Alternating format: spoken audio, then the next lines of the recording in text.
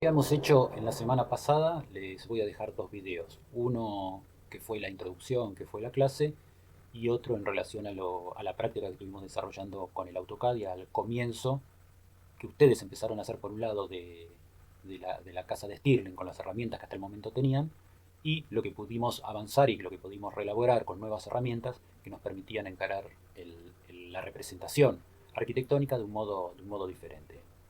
Vamos a empezar con este tema que habíamos empezado a conversar, que estaba relacionado con la representación arquitectónica, con el dibujo y con algunas de las herramientas que le dan una mayor potencialidad al AutoCAD como herramienta de análisis del proyecto arquitectónico. Nosotros nos servimos del dibujo no solo para hacer una representación de lo que pensamos, sino para simular la mayor cantidad de situaciones previamente a la materialización del hecho arquitectónico. Este dibujo nos tiene que permitir ponernos por delante de cada uno de esos problemas que se puedan presentar en el momento de la construcción, o por lo menos en la mayor cantidad de esos inconvenientes. Esto, que habitualmente lo hacíamos con el tablero, ahora tenemos una herramienta que nos permite hacer un análisis mucho más profundo. Por lo tanto, esta experimentación virtual, este ensayo a través de este tipo de herramientas, va a ser muchísimo más profundo indudablemente. Empezamos con una frase que hablaba que la sabiduría de los ángeles consiste en ver directamente las cuestiones del espacio sin pasar por el plano. Si bien esto es algo que en la práctica a nosotros no nos sucede, porque necesitamos los planos para poder visualizar el espacio, o necesitamos de la documentación para poder representar correctamente las características de los espacios que proyectamos, sí, a nosotros nos sucede algo bastante particular, o tenemos una práctica que para nosotros es muy natural y que para el resto de las personas, o por lo menos las personas que no están relacionadas con la arquitectura, es un poco extraño, pero sí desarrollamos la habilidad de empezar a ver el espacio a través del plano. Entonces la representación o la percepción de la realidad en el papel fue algo que se desarrolló permanentemente a lo largo de la historia, ¿no? Que era la representación de la realidad percibida. Digo, la realidad que percibimos es tridimensional, y cuando nosotros la representamos directamente en el papel, la tenemos que transformar en algo bidimensional, pero a través de esa bidimensionalidad tratar de representar la sensación de un mundo tridimensional. Por otro lado, también en el desarrollo de la clase vamos a hablar de la representación de la arquitectura proyectada. Estos son dos temas que vamos a ir llevando en paralelo. Y cuando hablamos de la representación de esa arquitectura proyectada, vamos a hablar de los interlocutores. Los interlocutores son todas aquellas personas que interactúan con nosotros en la materialización del proyecto arquitectónico. Cada una de esas personas va a tener una parte del problema sin tener conocimiento o sin tener interés sobre las restantes.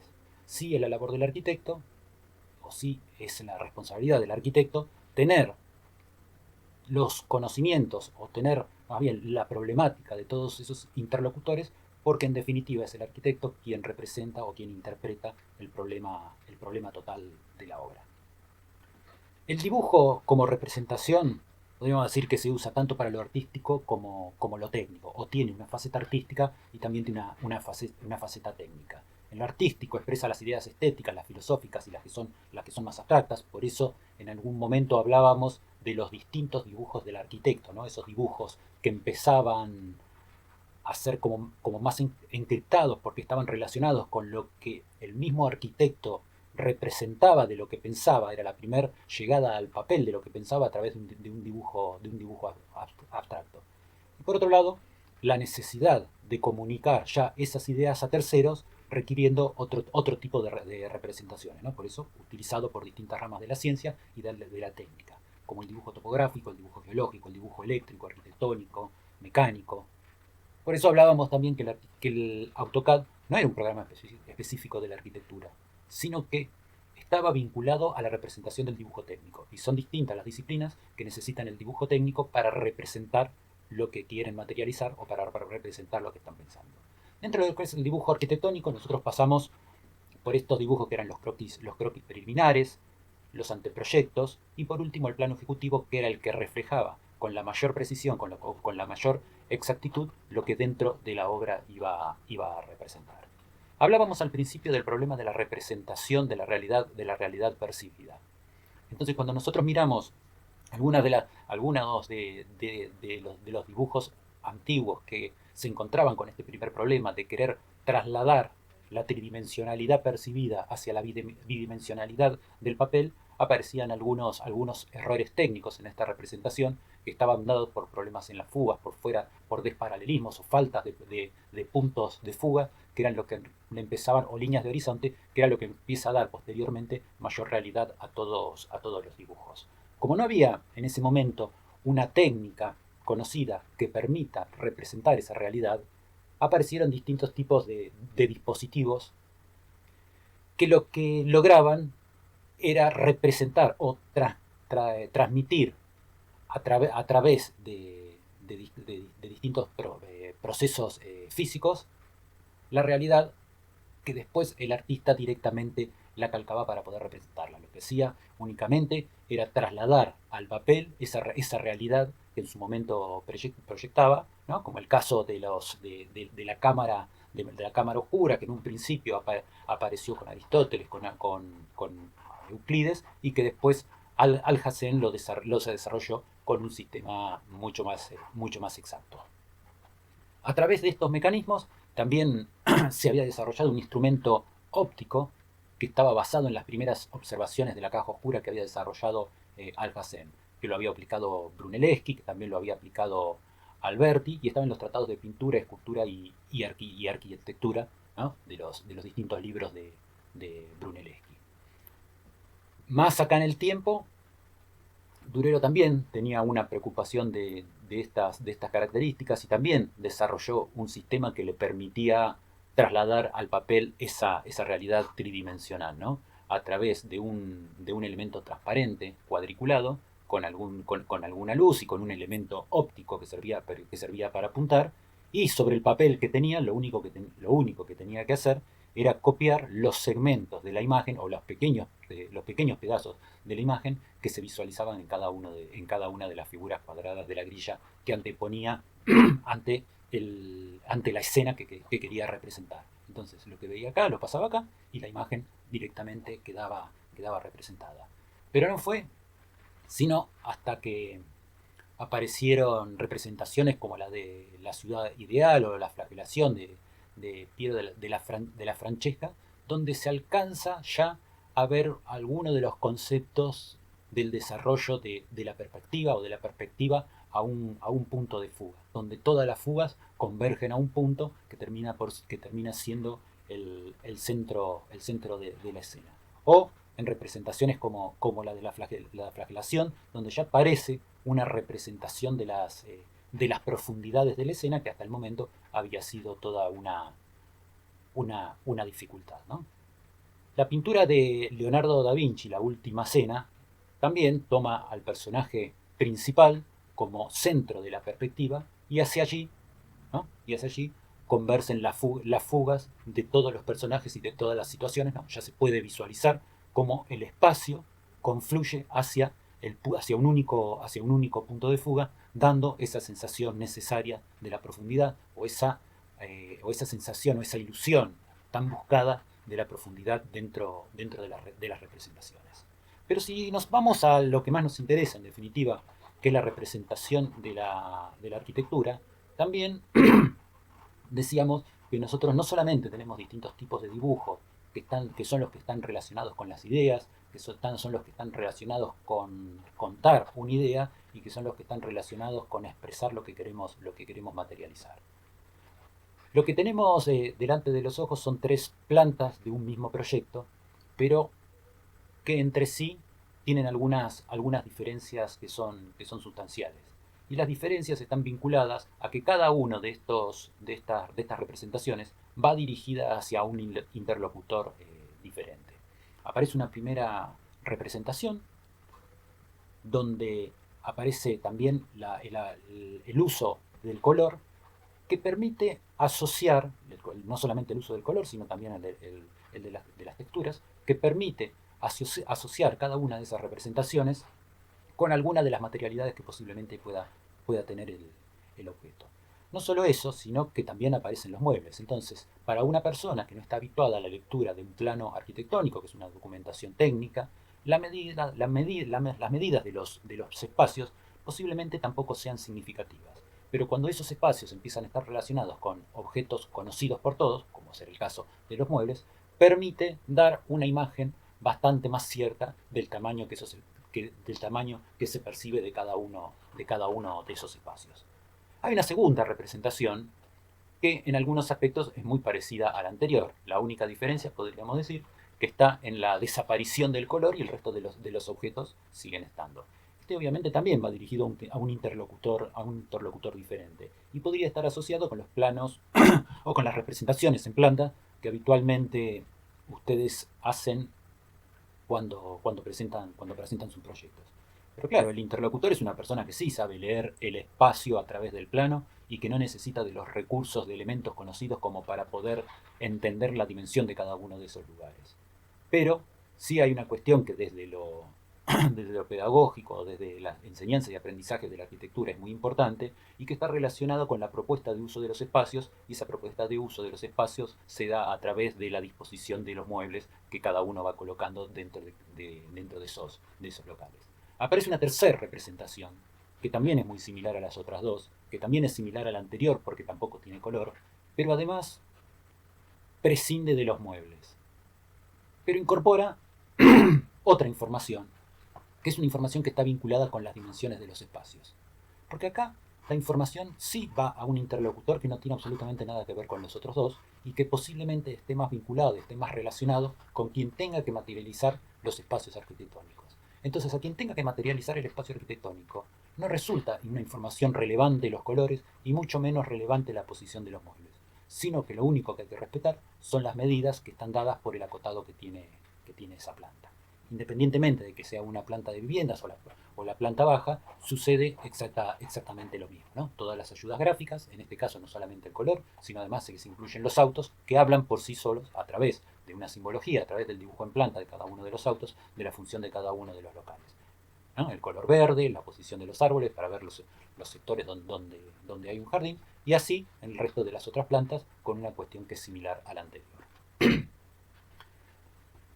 Cuando pasamos a este plano, vemos una situación bastante extraña, porque es un plano que está demasiado recargado de información, y al estar demasiado recargado de información también lo hace confuso, porque es muy difícil encontrar los datos que necesitamos para poder utilizarlos en la materialización del proyecto. Lo que sucede con un plano de este tipo, que en realidad no está dirigido a un interlocutor en particular, sino que representa la cabeza del arquitecto o el pensamiento del arquitecto, que tiene que tener los problemas de todos dentro de la cabeza para poder coordinarlo. Entonces, en esto sí es importante tener una herramienta de análisis que nos ayude a desarrollar esta tarea que es bastante compleja. Entonces, cuando nosotros documentamos arquitectura, habíamos dicho que lo que estamos haciendo es simulando la mayor cantidad de cosas que posteriormente en la realidad puedan ocurrir, previendo todas las cosas que en la realidad puedan ocurrir. Entonces, este no es un plano real, porque es un plano que tiene superpuesta información que corresponde a distintos interlocutores. Entonces, a ninguno de esos interlocutores le sirve este plano. Le sirve a todos, pero no le sirve a ninguno. Le sirve a cada uno cuando se va suprimiendo toda la información que no le corresponde. ¿Pero esto qué significa? Que la información de cada uno de los interlocutores fue representada de un modo superpuesto. En realidad no es de un modo superpuesto uno arriba de otro, sino que se fue desarrollando a través de distintos layers, a través de distintas capas. Los layers o capas son como papeles transparentes que se empiezan a superponer uno encima de otro, con una utilidad parecida a la que tenemos en el tablero cuando empezamos a superponer papeles transparentes. Lo que sucede es que en el tablero la posibilidad de superposición es limitada porque a medida que empezamos a agregar papeles transparentes uno encima de otro, la transparencia no es tal, entonces el que queda por debajo de todo cada vez es menos visible. Y al no ser visible empieza a ser inútil. Por otro lado, sería bastante incómodo trabajar con una cantidad importante de papeles superpuestos. Entonces, esta tarea, al no poder desarrollarse en un mecanismo o con una tecnología como la que utilizábamos anteriormente, como ser el tablero, las posibilidades de análisis también aparecían recortadas. La posibilidad de superponer estas capas transparentes en el AutoCAD prácticamente es infinita y depende de la complejidad del dibujo o de cuál sea la necesidad. No existe algo que diga que cuanto más layers tenga un dibujo es mejor, o cuanto menos layers tenga es mejor. La cantidad de layers tiene que ser la necesaria. Cada vez que algún tipo de información deba clasificarse o deba verse por separado con otra, será necesario un layer. Cuanto mejor organizados estén estas capas, estén estos layers, mayor va a ser la cantidad de planos o de documentos que podamos obtener desde un solo dibujo. Lo que antes eran dibujos que se veían por separado o eran documentos que se desarrollaban por separado, ahora aparecen todos juntos y todos superpuestos y nos permite ver las interferencias. Esta técnica o este modo de trabajo nos permite visualizar cualquier tipo de interferencia que pueda ocurrir con los distintos subsistemas de la obra. Pero ¿cómo está compuesto este plano? Bueno, todo tiene un origen.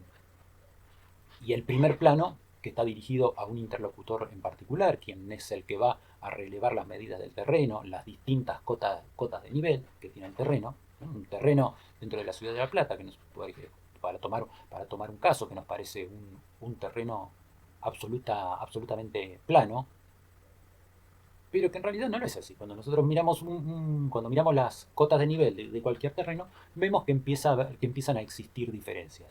Posiblemente entre un punto y otro puedan existir 10, 20, 15, 30, 40 centímetros de diferencia.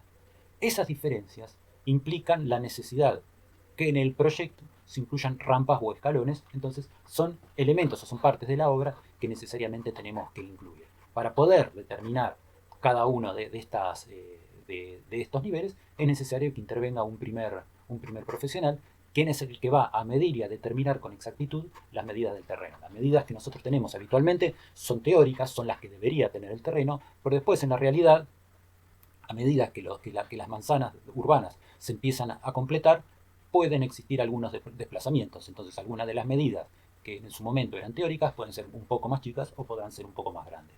Con un poco de suerte, un poco más grandes.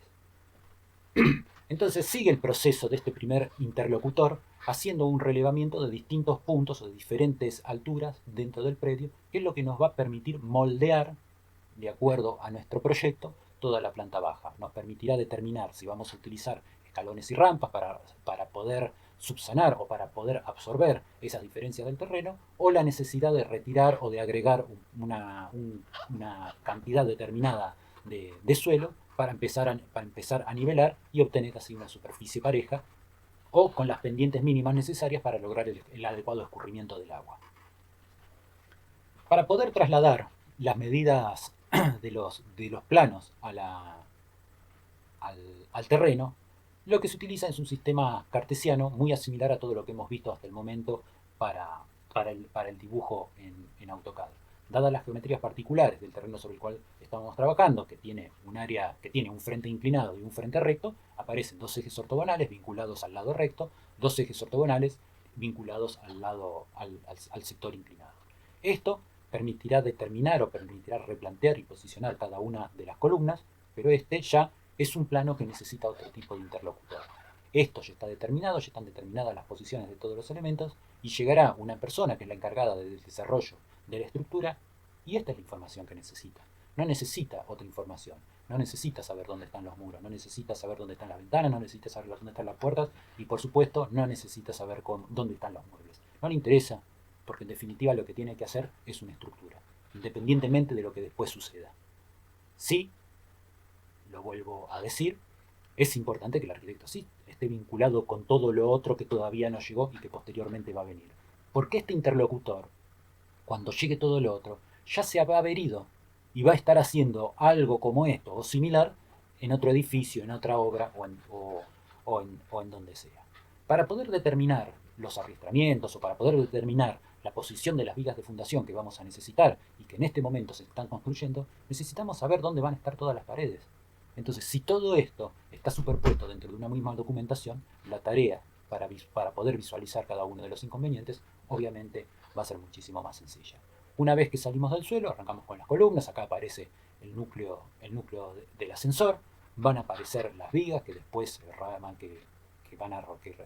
a rodear a las losas, va a empezar a aparecer información para que todo esto se pueda materializar, la posición, las distancias de los ejes de replanteo, la numeración de cada una de las columnas, las dimensiones de cada una de esas columnas, ¿no? Esto, en definitiva, es la información que quien tiene que hacer la estructura va a necesitar.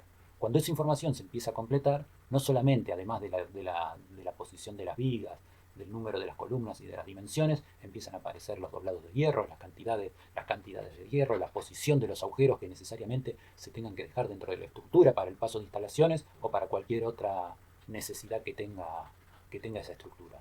No solamente es una planta, sino que dentro de la planta, obviamente porque es un corte de una estructura y es muy sencillo, es posible superponerlo directamente con la planta. Entonces, un solo documento, un solo archivo, un solo papel, un solo plano, tiene la mayor cantidad de información que sea útil y posible de leer por una persona. Entonces no necesita recurrir a distintos planos para poder redesarrollar todo lo que tenga que hacer sobre esta estructura. Dijimos que aparecía también otro tipo de documentación, que esta era la que estaba vinculada a otro tipo de interlocutor, o que era similar a la documentación que nosotros desarrollábamos habitualmente dentro de los talleres de arquitectura, donde la posición de los muebles correspondía a la propuesta de uso de los espacios. Y después, perdón, aparecía otra documentación donde empezaban a surgir cada una de las medidas que representaban a esos espacios. Claro, cuando los proyectos son complejos, los archivos empiezan a ser cada vez más complejos. Entonces es necesario poner un montón de recomendaciones o un montón de información, que es lo que necesita una persona para entender la materialidad de este edificio.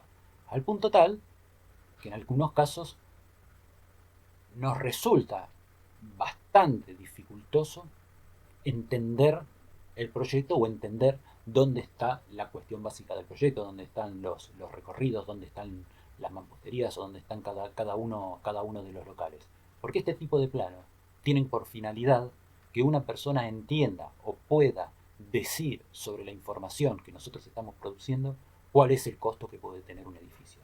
Entonces hay un montón de esta información que no es posible representarla, no se pueden dibujar los colores, no se pueden dibujar con exactitud los materiales. Entonces empezamos a recurrir a otro tipo de información, a un tipo de simbología, que es lo que nos permite generar un plano que pueda ser ejecutivo.